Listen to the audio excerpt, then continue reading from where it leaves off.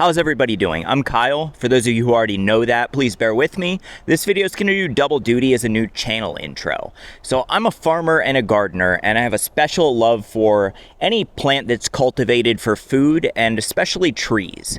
Over the next few months, while the weather here is nice and temperate, I'm going to continue making the same content as usual, giving people advice on how to grow their own food at home.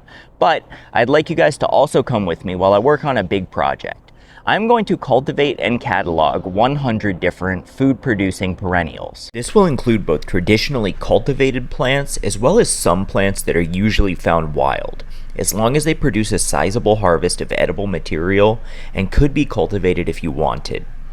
The goal is not to create a comprehensive guide to any one plant, but rather to employ my limited artistic ability and less limited skill with the written word to provide the ability to identify each plant, basic taxonomy, and any information you would need to keep that plant alive long enough to harvest. Before we even get started, I do already have a good 30 or 40 of these growing, and in these cases it's just an issue of cataloging them.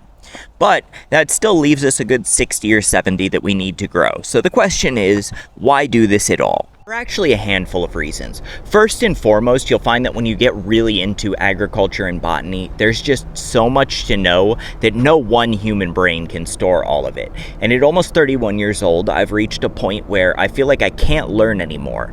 Not because there is no more to learn, but because for every one thing that I learn nowadays, I'm forgetting something that I learned 10 or 15 years ago. Second is the same reason that I like making these YouTube videos in the first place, so that I can create a repository for all of those things that I've learned, so that somebody else can learn in 1 year what took me 30. We all know there's tons of information available online. However, any sufficiently experienced farmer knows that a large portion of it is either factually inaccurate or highly opinion-based. This problem will only get worse over time as people repeatedly cite and share that same information. That's why I need to cultivate each and every plant myself.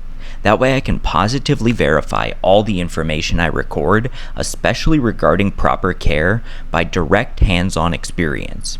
Then I can gather all that information in one place and make it freely accessible to anyone who needs it.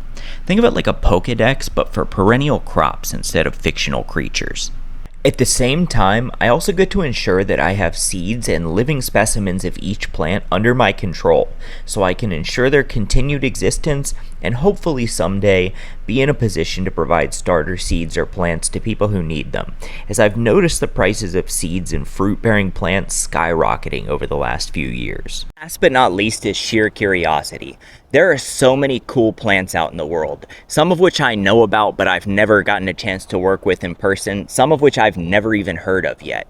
And I'm just simply creating a reason, an opportunity for myself to go out and find those plants and grow them and learn about them. So if you're interested in learning about the incredible world of agriculture or the confusing world of botanical taxonomy, subscribe to the channel and I'll see you next time.